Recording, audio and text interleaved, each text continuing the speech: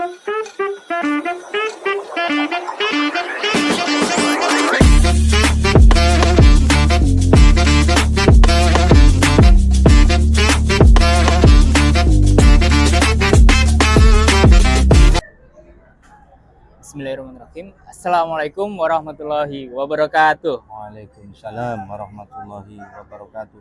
Selamat datang di edisi Ramadan kali ini. Sebelum kita diskusi, selamat malam Bapak. Gimana Ya. kabarnya? Alhamdulillah baik. Alhamdulillah ya Pak ya. Dalam suasana Ramadan ini Ya. kita harus tetap sehat ya Pak ya. Jaga Alhamdulillah. kesehatan. Ya, oke. Ya, untuk menemani berbuka puasa pada hari ini kita akan membahas diskusi terkait tema Islam sebagai metode kehidupan yang unik ya Pak ya. Oke. Di sini nanti saya akan bertanya sedikit pertanyaan ya Pak ya. Langsung saja ya Pak ya. Yang pertama, pandangan tentang Islam secara umum ya Pak ya. Biasanya kan yang kita tahu itu Islam itu identiknya dengan sholat, puasa, haji, dan zakat ya Pak ya. Ya. Mungkin bisa dijelaskan kepada teman-teman penonton Islam secara umum itu seperti apa Pak? Baik. Bismillahirrahmanirrahim. Alhamdulillah. Baik. Alhamdulillah situasi hari ke-10 10 hari terakhir ya. 10 hari terakhir, Ramadan Bapak. ya. Ini bulan yang penuh barokah ya. Ya. Mudah-mudahan apa yang kita kerjakan hari ini nanti bisa jadi salah satu amal yang insya Allah diterima di sisi Allah. Amin, amin. Baik, tadi terkait dengan Islam sebagai metode kehidupan yang unik. Unik. Ya, tadi ditanyakan pandangan umum tentang Islam ya. Iya. Memang benar. Jadi Islam itu saat ini masih dilihat secara kulitnya saja ya kan. Orang melihat bahwa Islam itu hanya sebatas ibadah-ibadah ritual saja. Seperti misalnya seperti saat ini ya puasa Ramadan, sholat, haji. Ketika sudah menjalankan ibadah-ibadah ritual, dianggap bahwa sudah menjalankan Islam sepenuhnya. Padahal tidak seperti itu, tidak sesederhana itu. Nah, perlu diketahui bahwa Islam itu merupakan pola kehidupan atau metode kehidupan, ya kan? Apa itu metode kehidupannya? Kalau kita baca, metode itu kan tata cara dalam menjalani kehidupan. Artinya Islam itu adalah ya metode untuk menjalani kehidupan di seluruh aspek kehidupan. Nggak cuma ibadah-ibadah ritual saja. Semua aspek kehidupan itu ada tata caranya. Mulai dari manusia itu bangun sampai kemudian nanti mau tidur lagi, itu semuanya ada tata cara. Mulai dari hubungan manusia dengan dirinya sendiri, dengan hubungan manusia dengan Tuhannya, hubungan manusia dengan manusia yang lain, itu semuanya ada aturannya, begitu. Jadi, terus apakah Islam itu mampu bisa menjawab sesuai dengan perkembangan zaman? Mampu sekali, karena Islam itu diturunkan dalam bentuk garis besar hukumnya itu. Sehingga ketika nanti ada masalah yang berkembang sesuai dengan perkembangan zaman, ya tentunya 1400 tahun yang lalu dengan sekarang pasti banyak perubahan. Nah, itu Islam sangat-sangat mampu untuk menjawab tantangan itu. Sebagai contoh misalnya, ya, kita bahas tentang ganja. Dulu zaman Rasulullah tidak ada ganja, tapi sebagian besar ulama kemudian mengistimbatkan ganja pada barang yang memabukkan, sebagaimana hadis riwayat Muslim yang artinya sesungguhnya yang memabukkan itu termasuk khamr, dan yang memabukkan itu haram hukumnya. Nah, dari hukum inilah, dari hadis inilah kemudian diistimbatkan bahwa ganja itu akhirnya haram. Contoh seperti itu, dan masih banyak hal yang lainnya, misalnya bayi tabung. Dulu kan nggak ada zaman Rasul, tapi dengan hukum-hukum Allah itu bisa digali hukumnya lagi.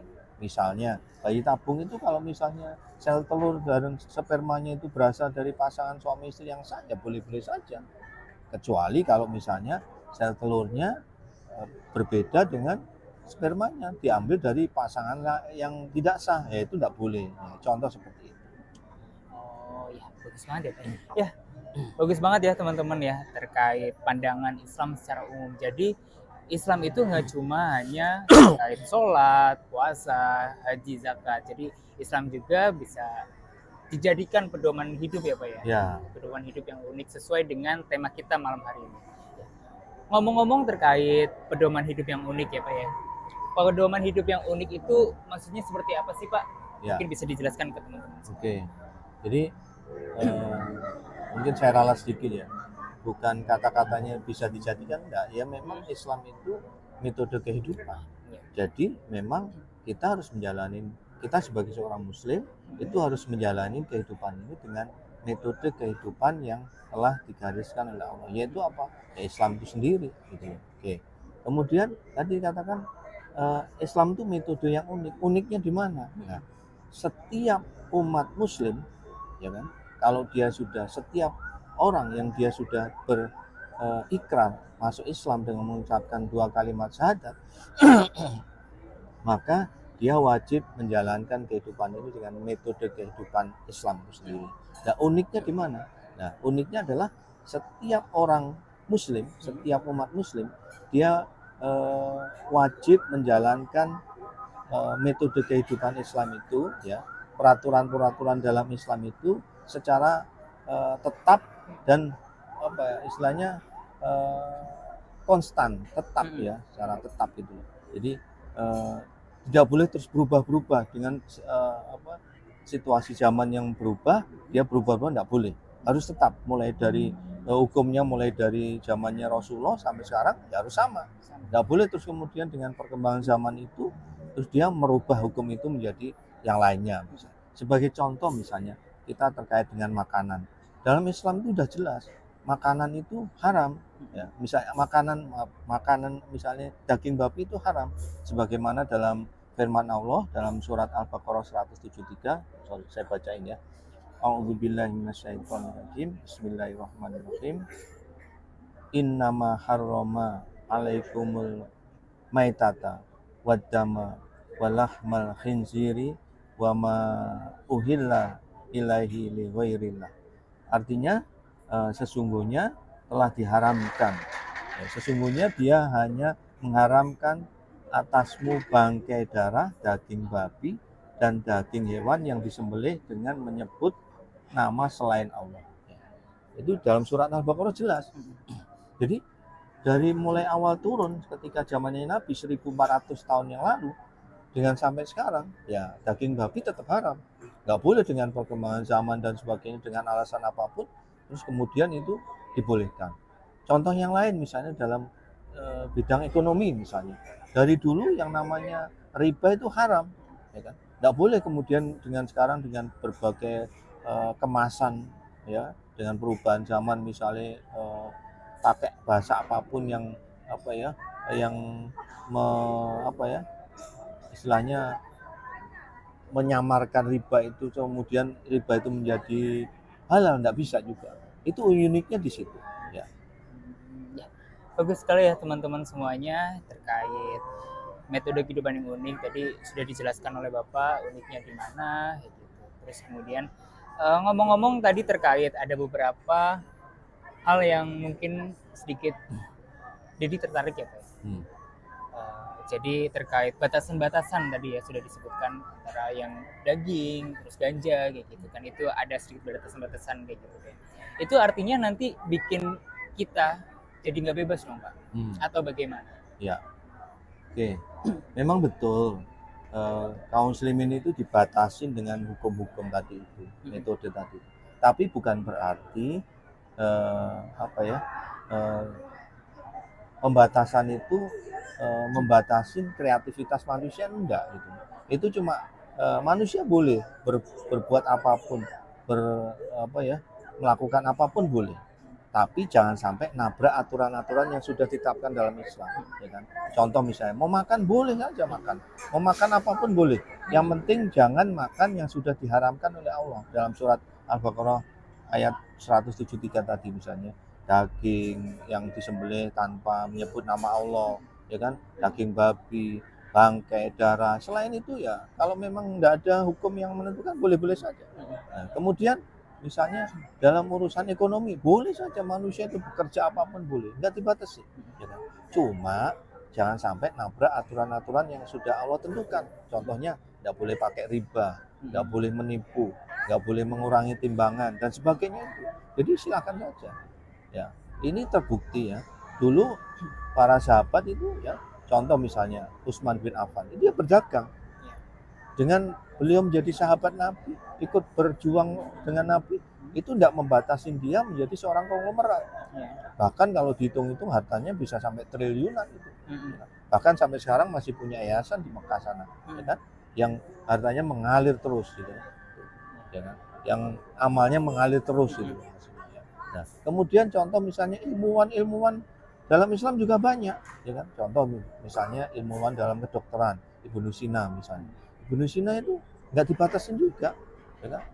Cuma memang ya jangan sampai melanggar apa itu batasan-batasan yang sudah ditentukan dalam Islam gitu. Jadi justru seorang muslim itu dia akan hidup dengan penuh optimis, ya kan?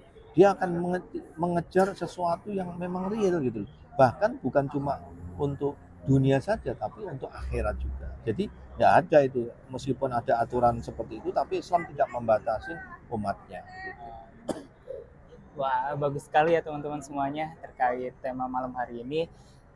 Ya, mungkin tadi sudah disebutkan ya, pandangan secara umum itu sebagai Islam sebagai metode kehidupan yang unik ya Pak ya. Kemudian ada batasan-batasan yang sebenarnya itu untuk kebaikan kita pribadi juga ya Pak ya.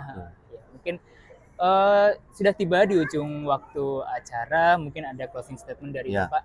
Oke, jadi sesuai dengan tema, jadi ini tema yang paling bagus ya.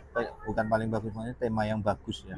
Ya, supaya kita bisa mendalami Islam secara secara mendalam, bahwa ternyata Islam itu tidak cuma sebatas ibadah-ibadah ritual saja, tapi ternyata Islam itu adalah metode kehidupan, di mana ketika kita bisa menjalankan metode kehidupan itu, kita menjadi orang-orang yang sukses dunia akhirat.